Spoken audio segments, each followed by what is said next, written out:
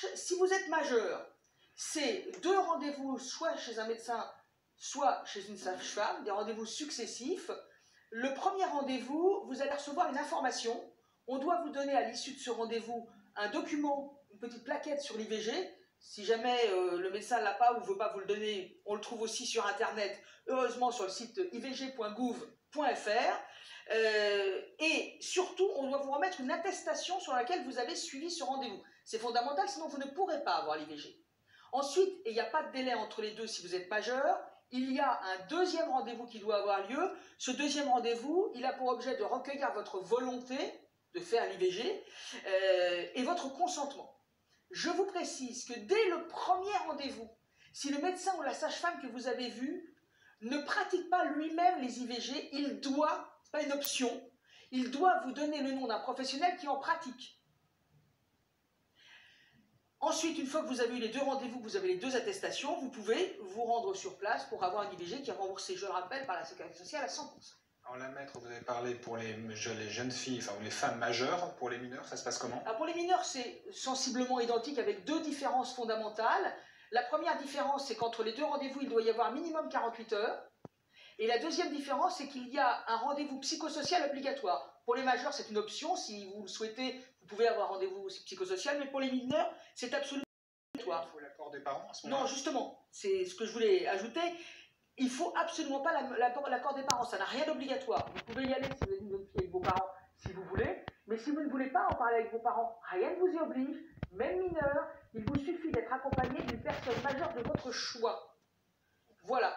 Et vous n'aurez jamais l'obligation d'en parler à vos parents. Je précise que le premier rendez-vous, vous devez vous trouver à un moment donné seul avec le médecin ou la sage-femme pour lui faire part de vos désirs, de façon à ce que ce ne soit pas la personne majeure qui vous pousse ou qui vous force. Et j'imagine que pour les mineurs, vous l'avez précisé pour les majeurs, mais pour les mineurs, la prise en charge est 100%, évidemment.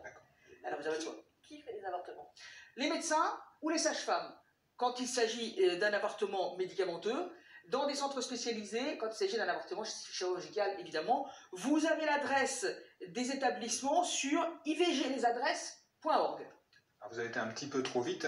On parle donc effectivement d'avortements médicamenteux, d'avortements chirurgicaux.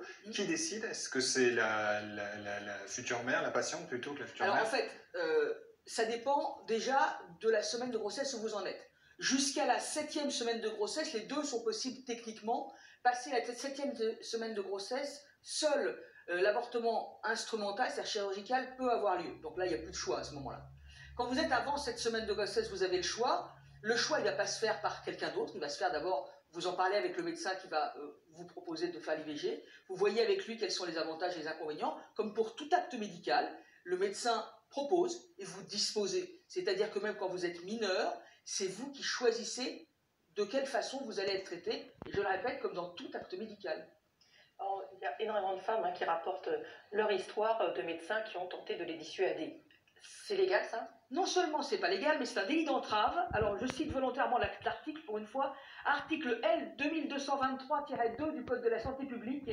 2 ans de prison, 30 000 € d'amende pour toutes les personnes qui tentent d'empêcher les IVG, qui tentent d'empêcher l'information sur les IVG, qui propagent des informations fausses, ou qui exercent des violences morales ou des pressions psychologiques contre les femmes ou contre leur entourage. Et bien sûr aussi pour ceux qui vont faire des violences physiques contre les lieux d'IVG ou les médecins pratiquant les IVG. Il ne faut pas hésiter à porter plainte, c'est inacceptable, clairement. Et il faut faire très attention aussi à une chose, c'est qu'il y a beaucoup de fausses informations qui est diffusée un peu partout sur le net. Donc, quand on veut se renseigner, on se renseigne au bon endroit, c'est-à-dire sur le site gouvernemental. C'est pas forcément le premier qui apparaît quand on tape Certainement IVG. pas. En résumé, qu'est-ce que vous conseillez aux femmes qui veulent avoir une IVG? Je dirais agir rapidement. Comme je vous l'ai dit tout à l'heure, si vous avez l'idée de peut-être faire une IVG, allez faire le premier rendez-vous, informez-vous. Allez faire le deuxième rendez-vous, informez-vous, c'est fait. Parce qu'on manque de médecins, on manque de centres, il n'y a pas beaucoup de place. Si vous l'avez fait à l'avance et que le jour, et que la veille, 3 jours avant, vous dites que finalement vous n'allez pas le faire, vous téléphonez, vous annulez, ça libérera de la place et vous aurez garanti votre sécurité. Et puis surtout, vous avez un numéro à appeler qui s'affiche, le 0800 08 11 11 qui fonctionne 6 jours sur 7, qui est anonyme et gratuit où vous aurez de l'information. Et le site gouvernemental ivg.gouv.fr, j'insiste, que Bien, celui-là. celui-là et pas un autre. Les autres sites dans lesquels il y a l'IVG sont souvent des sites d'associations anti-IVG. Merci beaucoup pour ce